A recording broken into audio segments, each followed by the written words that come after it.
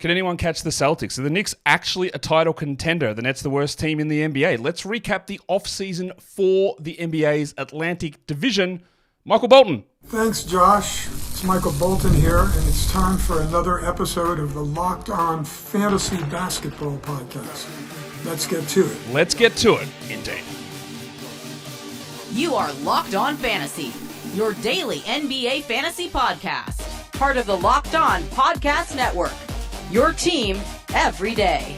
Hello and welcome to the Locked On Fantasy Basketball Podcast, brought to you by Basketball Monster. My name is Josh Lloyd, and maybe the NBA should institute a State of Origin series. I'm also the lead fantasy analyst at basketballmonster.com, and you can find me on Twitter as always at redrock_bball, on TikTok at redrock_bball, and on Instagram at Locked On Fantasy Basketball. Today's episode is brought to you by FanDuel Sportsbook. Make every moment more. So no sports, but that doesn't matter. FanDuel's got your back every day, all through the summer. Every single customer gets either a bonus or a boost. That is a bonus or a boost for every customer every day of the summer. Go to FanDuel.com to get started. Thank you also for making Locked On Fantasy Basketball your first listen every day. We are free and we're available on all platforms. So I want your thumbs, I want your bangs, I want your comments, I want your bangs again because we double bang. That's how we go. DB Squad. Thanks to everyone in the DB Squad who did see me in Vegas and came up and either said hello, asked for a photo, gave me a fist bump as we were walking past, muttered my name under their breath as I go, is that Josh Lloyd? Yeah, it is. But, you know, it was all good. Literally, I reckon at least 20 people that I saw, which was great to see the people out there at Summer League and you guys who do appreciate this show. So thank you to you in the DB squad who did do that. So we are here now, like I said, to talk about the Atlantic Division. 5 teams. It's going to be hard to do this, but this is the sort of time that I normally do this part. There's all a structure to what we do. We're sort of all ramping up towards NBA season and fantasy season. We do this, then we talk to the individual team experts to get a basketball overview of the team, and then we circle back and do a fantasy preview of the team, which I think is the best way to enable us to get this. We get a second opinion on guys, the team, how they're viewing it, how they're viewing the rotation, how they're viewing the squad. I come in over the top of them, giggity, and then in the next show, give the fantasy analysis of that. Then we move into mock drafts, and we move into all of that different stuff leading up to the weekend before the NBA season. So we're just doing a recap because I don't know how you work, but for me, repetition is a good way of knowing what's happening. So we talk about, who's in, who's out. Let's get an idea of the squad. Then we cover it again. Then we cover it again. And then eventually we sort of know what's going on. It is hard to do this because this season, it does feel like there are more moves that just haven't happened. There are teams that seem like they're going to trade off of players that have not done it. There are free agents sitting out there who are going to end up on NBA teams but aren't. So I can't wait forever to do that, and that's why we have these multiple sort of sections, so we cover it all eventually. But that's where we're at with that at the moment. I don't remember if I hit the intro, but I'm going to hit it again because we're doing the off-season recap of the NBA's Atlantic Division. And that'll bring us into talk about the first team here. They are the reigning NBA champs. They are, of course, the Boston Celtics. Not really anything to talk about, honestly. They bring in number 30 pick, first round, Baylor Shireman out of Creighton. Older player, shoots, passes, play on the wing, will barely play. Simple. At number 54, Anton Watson from Gonzaga.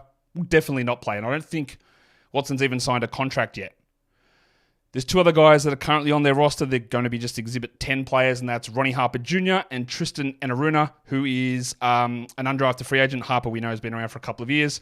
And at the moment, there's 2 players that aren't back, and that is O'Shea Brissett and Svi Mykhailiuk.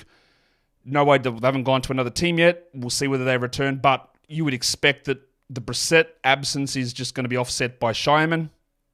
Mykhailiuk could still come back, or they could look for someone else on a minimum. But basically, we start off with them because A, they start with B, so it's the start of the alphabet. But there's just nothing. Like, this is just the same team. The only difference heading into this season with this Celtics squad, because all their backup centers are back, Xavier Tillman's back, Luke Cornett's back, Neemias Queta's back, is that Kristaps Porzingis probably won't play until Christmas, January. So that makes him almost impossible to draft outside of last 2 picks in the draft, where you stash him on IL, and you've got to have more than 1 IL in that scenario. What this means is that Al Horford's value rises, even though he still won't play back-to-backs. And I would guess the second half of the season from Al is going to be very limited as they try and ease off his minutes. But if you're looking at like a Neemias Queta or you're looking at a Luki Cornett or Xavier Tillman, I don't think any one of those is specifically going to be the guy each night. Some nights it'll be Queta, but more likely it'll be either a Cornett or a Tillman that gets those minutes. And there'll be times when Horford is out resting that we're going to have good stream value from those centers. But Queta, Cornett, Tillman, I think it's going to be, hey, let's see if we can figure out a pattern that Crazy Joe Mazzulla is going with, because there's nothing there. And that's just a lot of me talking about this team where there's just nothing. Like, there's nothing interesting realistically to talk about with this Celtics team at the moment, because it's just the same thing. Will there be an extra level of fatigue with maybe Jason Tatum and Derek White and Drew Holiday all playing at the Olympics? That's possible after a long finals run and an Olympics run. There is a possibility of more rest, and we know this team was egregiously load managing players for the last 3 months of last season, regular season. So maybe they continue that for the start of next season, meaning that your Pritchards and your Houses get those opportunities to be maybe draftable, probably not, but at least high-level streamable early on in the season. A team that is very different, and out of this division, I do think that this squad is still going to make moves, and that is the Brooklyn Nets. They didn't, for a team that's rebuilding, they didn't have a single draft pick. They made no moves to get a pick in this draft, which is fine because it wasn't a very strong draft. I know that some of you will go, oh, I guess people are... I've seen this already. I'm not saying it's you guys, but people, I guess people are going to be walking that back now, say this draft is not that weak. No, it's still weak. I don't know what you guys have seen at Summer League that would suggest that we have walked that take back. Nothing I've seen has changed my opinion on that whatsoever. In fact, I would suggest maybe it's worse than I originally thought if I was going to go any direction. Irrespective. They didn't get any picks in this draft. They're loading up for the future. They are going to be terrible. Terrible. They lose Mikal Bridges. He goes to the Knicks. Dennis Smith Jr. is currently unsigned. Keon Johnson, who played on their Summer League team and actually looked solid, even though he's been in the league 3 years, he's not signed yet. Lonnie Walker IV. No contract anywhere. People do overvalue Lonnie Walker massively, fantasy, real life. The reason why Lonnie Walker keeps getting minimum contracts and isn't on a team now is because he's not very good. And people go, oh, it's a mystery. Why is Lonnie Walker not being something? Nah, not a mystery. He's not very good. He's nowhere at the moment. Keita Bates-Diop went to the Knicks as a part of that large trade, and Jacob Gilead, two-way legend, is not back at this point. Maybe he's back. I don't know. I'd guess they'd prioritize Smith over him. I'm not sure. In terms of guys coming in, we have Bojan Bogdanovic, Shake Milton, Mamadi Diakite, and Jalen Martin, who was on a two-way for the Knicks at times last year. He's on a two-way here for the Nets. That's not going to matter. The big thing here is basically it's Mikal Bridges out, Bojan Bogdanovic in. Bojan will be, I think, probably draftable, but we know that he's got real limitations on what he does, but he'll score, he'll hit threes, he'll get to the line, and he'll hit his free throws really well. But he did lose a lot of steam last season, but I expect the usage goes up significantly. But they could still make moves to trade off of Cam Johnson, who, by the way, the Nets were staying in my hotel in Vegas. Cam Johnson, massive. Like, he is huge. Like, he is so tall. It's frustrating that he doesn't stay healthy, but I think I worry about his lower body. I think it might be cooked. I worry about it. But he is legitimately tall. Like, huge. Cam Thomas, I saw him at the hotel as well. He's the same height as me. Which, for those of you who don't know, I am 6'4", so I'm not small, but it is weird when so many of these guys are huge and then Cam Thomas is standing next to you and you go, we're just the same height, which obviously he's 100 times stronger than me and probably has similar shot selection that I do, but he's going to get a lot of shots. Is Ben Simmons healthy? Don't know. Also, don't care. He might be, and if he is, like if you take him with your last round pick, I don't think there's anything wrong with that, but we're not going any earlier because we just can't trust it at all. And Milton and Diakite, we're not going to care about those guys from any real sort of fantasy perspective. So it's Bridges out. Dennis Smith and Lonnie Walker, who were the backup backcourt last season, they're not there. And then it's Bogdanovic and Milton in. And Milton's probably going to have to play. But guys like Jalen Wilson, I would say the pimple Derek Whitehead might play, but Jesus, his summer league was disgusting. Noah Clowney should get minutes, but will he? Like, I would be waiting for the Dorian Finney-Smith move because otherwise Finney-Smith and Bogdanovic probably start. And Claxton's at center. So I would hope Clowney gets minutes, but he didn't blow me away in Summer League, even though he's great at the end of last season. It's not a good environment for a player like Clowney Summer League, though. That's not how that works. So he's an interesting guy, but I think there are going to have to be more moves that get made with this squad, and that opens up a lot of different things. But there are numerous players that are currently on our radar with the old Brooklyn Nets. Today's episode is brought to you by eBay Motors. Passion, drive, and patience. It is the formula for winning championships. It's also what keeps your ride or die alive. eBay Motors has everything that you need to maintain your vehicle and level it up to peak performance. Superchargers, roof racks, exhaust kits, LED headlights, and more. Whether into speed, power, style, other stuff that we can't mention, eBay Motors has got you covered. With over 122 million parts for your number one ride or die, you'll always find exactly what you're looking for. And with eBay Guaranteed Fit, you know that your part is guaranteed to fit your ride/car/vehicle/automobile every time, or your money back. Because with eBay Motors, you're burning rubber and not cash. So, with all the parts you need at the prices that you want, it's easy to make your car the MVP. We've got to find a good way of what can MVP be in terms of cars? Most valuable, like anti-pedestrian? I don't know. There's got to be something. Give me an example. What can you do MVP for a car? Because I don't like just saying MVP. Most valuable people mover? It just sounds like I'm driving a Tarago. Shout out to that. Anyway, keep your ride or die alive at ebaymotors.com. Eligible items only. Exclusions apply. eBay Guaranteed Fit is only available to US customers.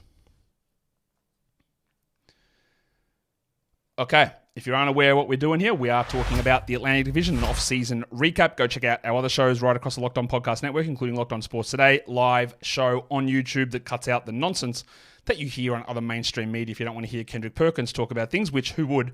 Maybe you want to check out the stuff that we've got going on. Let's talk about the next team. It is a team that did make the big moves. It is your New York Knickerbockers. Of course, one of the big, they've had two really huge off-season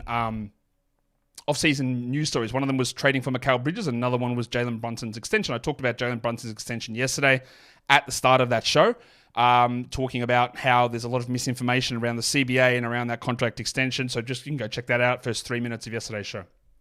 In the draft, they had 2 first-round picks. They traded out, and they do this all the time. They trade a million times in the second round and first round, back end, always. But they still ended up with 4 draft picks. Pacome Dadier comes across, not a stash. He's going to be coming across. He signed like an 80% rookie scale deal to save them some money. Tyler Kolek at the start of the second round. They drafted Kevin McCullough at pick 56, and at the moment he remains unsigned. And Ariel Hakporti on a 2-way, who I would not be surprised if he ends up better than Jericho Sims very early on this season and ends up as potentially a backup center behind Mitchell Robinson. Maybe. Kolek at the moment is looking to be the third string point guard, I would guess, behind Brunson, behind McBride, and then it's Kolek, so he's just not going to play much. And Dadier, over-under, I'm going to set at 80.5 total minutes for the season. We saw last season that even when a million guys went injured, the bottom 5 guys on the roster would play never. They just never would. We just got Josh Hart, 48. So Dadier's got better value than Charlie Brown or Mamadi Diakite, but he's just not going to play. Kolek has a better chance of playing, but they're just not going to play. So who comes in? Mikal Bridges? Well, I said Kolek's the third string point guard. He's actually not, because Cameron Payne probably is. So Mikal Bridges comes in, Cameron Payne comes in, and Keita Bates-Diop comes in. At least, Bates-Diop, I thought, had a chance to be interesting last season after a nice little run with the Spurs, but he was terrible in Phoenix and he didn't do much in Brooklyn. But this is a team that has lacked some forward depth behind Julius Randle. And even though OG's there to play that, he's not always going to be healthy. So just a body that can play at the 4 rather than let's play Josh Hart and DiVincenzo at the 4 at times. That's useful for Bates-Diop to be there because, again, I don't think Dadier is going to be ready. What's interesting about looking at this Knicks team is that, Bridges coming in is huge. The draft, whatever, Dadier, Kolek, McCullough, Hakporti, it's not moving any needles. Bridges comes in, but they do lose interesting players that I know it is easier to say, and I should have mentioned this before, about talking about whether the team's got better, worse, or neutral. I didn't even mention this. Boston, probably neutral, I would say. Brooklyn, definitely worse. Knicks, better. But is it better? I mean, it is. The Knicks team is definitely better. But you also have to remember that they did lose stuff. So they bring in Bridges, and they lose Isaiah Hartenstein, their starting center, and Bojan Bogdanovic. Not that Bogdanovic was playing a lot, but he was forward depth with shooting. They lose, at the moment, Precious Achiuwa, who has not signed anywhere, and they don't have his restricted free agency rights. They renounced those rights, so he's an unrestricted free agent. So maybe they bring him back, but I don't know. They lost Alec Burks. They lost Shake Milton, Charlie Brown, Mamadi Diakite, and Jacob Toppin. Now, Brown, Diakite, Toppin don't matter. Shake Milton doesn't matter. But Burks, Achiuwa, Bogdanovic, and Hartenstein were all in the rotation. And that's 2 centers. Achua and Hartenstein. So you're relying upon Julius Randle playing minutes this season, which Tom Thibodeau never does, or it's Robinson staying healthy, and then Huck Porty and Sims. So while Bridges is a coup, bringing Mikal Bridges in is huge. Getting OG Anunoby to be healthy and Julius Randle back is all massive. But is Bridges, Bates, Diop, and Payne in with Hartenstein, Bogdanovic, Achua, Burks, Milton out? It's maybe not as big of a net gain as what we all think on the surface. It isn't. I'm not shitting on the Knicks. I'm not telling you they're worse. I'm not telling you Bridges is bad. I'm just saying that looking at those ins and outs, it's not as well, wow, look at this, absolutely amazing. Look at who's in and nobody's out. We won the offseason. That's still, the Hartenstein absence needs to be addressed. Losing Bogdanovic and Burks as shooters needs to be addressed. And Achua still could come back, but he's not. Like, he's not on the team at the moment. So, still some interesting ways that this squad can go. Speaking of interesting ways that a squad can go, the Philadelphia 76ers. Now, my current grade on them for the offseason is that they got better. I think we're okay with that. But their roster's not full. They've got 12 guys under contract. Like, that's it. Or, sorry, they've got 13 guys under contract, including a two-way. So 12 main roster players. And 2 of those are rookies.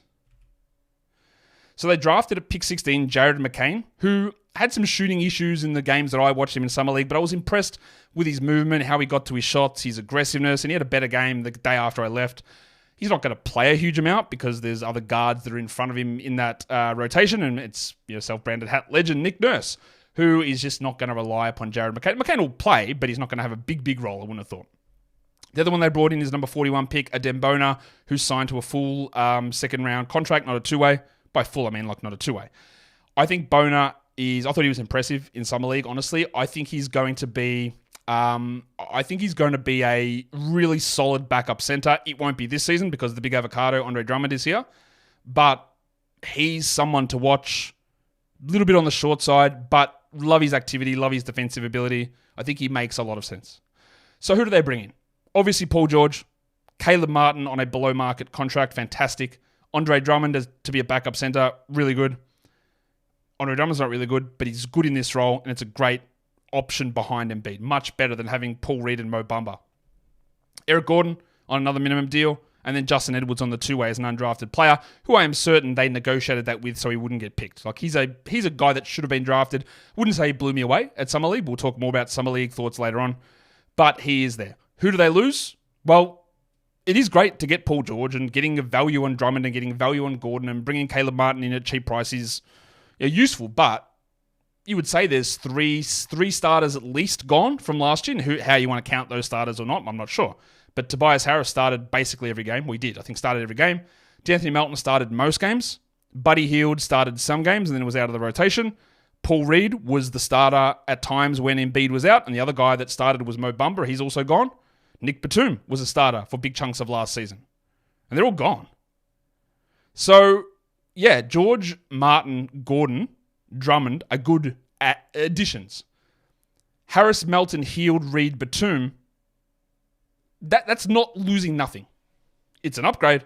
George over Harris, clearly. Martin and Melton, I'd say is even. I'd say Melton's better. Yeah, Drummond versus Reed and Bamba. Drummond and Reed, I think similar, different types of players. Eric Gordon over a Batum, honestly not sure which one I prefer. But you had to clear those guys out in order to be able to bring Paul George in and then get similar to equivalent players in. It's totally okay. They bring Kyle Lowry back as well. They lose Campaign, but that's okay because Jared McCain's in that role now. The other guys that they lost, Robert Covington, who I think might be cooked. Jeff Doughton Jr., who flashed a few things. A bad team. The Nets might want to look at Doughton, who's had some moments with Orlando. Like, he's just an interesting guy that maybe there's something there. There probably isn't, but maybe. And Terquavion Smith was on a two-way last year. He's not back. The other guy that they do have who was a two-way player last year but now is on a full contract is Ricky Council. And they brought back KJ Martin as well. Council's someone to watch. I think there might be rotation minutes for him. It's possible, or he could be the 11th guy in the rotation. But they've only got 12 rotation players. But that's where that team sits at the moment, the Sixers, I think they're better, but much like the Knicks, they still had to give up stuff in order to make the moves that they did, and that limits the overall net gain. And of course, it all just hinges on Joel Embiid. Today's episode is brought to you by FanDuel Sportsbook. It's the summertime for you guys. I know. I was there. And at the moment, there's nothing going on apart from the WNBA. There's some golf tournaments, but honestly, sports have slowed right down. Baseball will start back up soon. We're going to head into football preseason in a few weeks, and then we really start ramping up. But while summer's on, FanDuel's got an offer for all customers, not new customers, all customers. Every day, all through the summer, every customer gets either a bonus or a boost. And then you can use that on futures for your favorite sports and leagues. You can use it for money lines and spreads and totals for the things going on right now. You can look at props of MVP winners and Rookie of the Year odds and all that sort of stuff over on FanDuel. So go across to FanDuel.com and start making the most of your summer. FanDuel is an official sports betting partner of Major League Baseball, and don't forget to gamble responsibly. All right, so that is 4 teams in the Atlantic Conference, and I reckon that probably just wraps us up. And good to have you guys here. Don't forget to hit the like and subscribe. Nah, I'm joking. We're going to talk about the Toronto Raptors, which people still don't get, that I'm making jokes. They are jokes about Canada. It's all jokes, much like the country, but it's all jokes. Let's talk about the Raptors, because look, it's easy to say that the Raptors are tanking and they're going to be bad, because I believe they are. But based on where the roster was at the end of last season, I don't think that they got significantly worse or better. I think it's relatively neutral. Now, that team at the end of last season was dreadful. Yes, there were injuries to Scotty Barnes and Jakob Poeltl, and they started fake injuring a bunch of other guys. But overall, the team is relatively neutral. In the draft, they had 4 draft selections. Number 19, Jacoby Walter, also known as Gary Trent III, Lonnie Walker V. I watched him at Summer League, and he was the player that I thought he was, honestly. A guy with some questionable shot selection, questionable passing, a guy that needs the ball to score and doesn't do it efficiently, and I'm not really sure how it's going to work. It could, very easily could. The 3-point volume is going to be important, but it's about how he balances his game. He's got good size as well. At number 31, Jonathan Mobo, who the announcer at Summer League was calling Mobu, which is very clearly not his name. Pick 31. The reports for Mobo was, and to be honest, I was incorrectly calling him Mogbo, but it is Mobo, his name. He dominated the college scene at lower levels, playing for San Francisco. And the report was, he's only 6'6". Brother, there's something wrong with Canadians measuring tapes, or whoever's measuring them, because there is no way that this man is 6'6". He is not even remotely close to that. And by that, I mean he is way bigger. So that we look at him, we see the numbers he's putting up, and then you go, okay, but he's 6'7", how's that going to work? Then I watch him play, and you go, he's not 6'7", what are we doing here? He's huge. He's at least 6'9", 6'10", I would say, with shoes on. Maybe even 6'11", and he's wide. Now, it's a work in progress, but he can pass, he rebounds, he can score. He's a really strong player. He will get minutes. He will start games on this team at some point this season, probably when they're tanking at the end of the year. He was interesting. And then at 45, they bring in Jamal Shed, who is undersized. He was very, very tenacious defensively at Summer League. He's going to be that player. The problem is that they brought in the exact same player in a trade in Davion Mitchell. Shed is just not going to do a lot this season behind quickly, and with Davion there, I worry that his size is, much like with Mitchell, it's going to be a limiting factor. Will the shot be real? Not sure. It could be. He shot well at Houston. Not sure how it goes in the NBA. Defensively, it's there. Not a problem. But he is small. And then at 57, my man, Ulrich Chomchi, who I thought should have gone higher. He was unbelievably lost on defense. Like, the amount of times I watched him and go, bro, what are you doing? And he would stand there with his head legitimately just swiveling. But when we say keep your head on a swivel, it doesn't mean turn it away from the ball. There are so many times that I watched him, he was completely lost. But the man is big. I say man, he's not 19 until December. He's young. There is flashes there, and he will start games for this team as well, I'm pretty sure, because they will tank at the end of the year. Two-way player, Shomshi, who it's going to take a little bit of time if it ever gets there. But the size, there were a few flashes, but it's a long, long way away, man. It is a long way away, and that's okay for a team like this. So what else happened to them? They traded for Davion Mitchell and Sasha Vezenkov in the trade that brought them Jamal Shed. The reports all offseason have been that Vezenkov is going back to play in Greece. Like, bro, you're not, because you're still under contract. So is it going to be some sort of holdout situation? Will the Raptors end up waiving him? I think his shooting could be useful for this team. He's not going to play a big role. We're not going to care in fantasy. But the reports of him going to Greece, right, is just not true at this point because he can't. Because he's under contract with Toronto. So I would guess Mitchell is the backup point guard behind Quickly. They also signed Brandon Carlson to a two-way deal. Like, talk about big men that can space the floor and shoot, which I've already got in Kelly Olynyk. That's what Carlson does. Worth taking a flyer on him. And Jamison Battle's currently on their roster, but they've got like 20 blokes on the roster, so he's not going to make it. They lose Gary Trent Jr.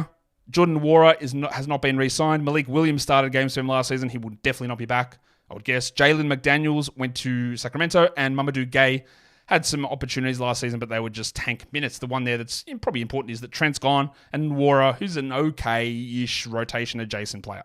So in the end, they bring in Mitchell Vezenkov, they lose Trent, and they bring in the 4 draft picks. That's why I think they didn't necessarily get worse. They might have gotten better if you consider Mitchell and Vezenkov better than Trent, which is fair. But you could also say that maybe that's marginally worse. I wouldn't argue with that either way. But that's where we're at with the old mates, the Toronto Raptors, and that is the end of the Atlantic Division off-season recap. So, as you're probably going to guess, we're going to just bang through the other divisions here over the next few days, and then hopefully we get some other resolutions of moves coming up in the next few weeks. I'd love to. Not sure that we do, but we will find out. Hit that subscribe button, hit the thumbs up, check out other shows across on the Locked On Podcast Network, guys. We are done here. Thank you so much for listening, everyone. See ya.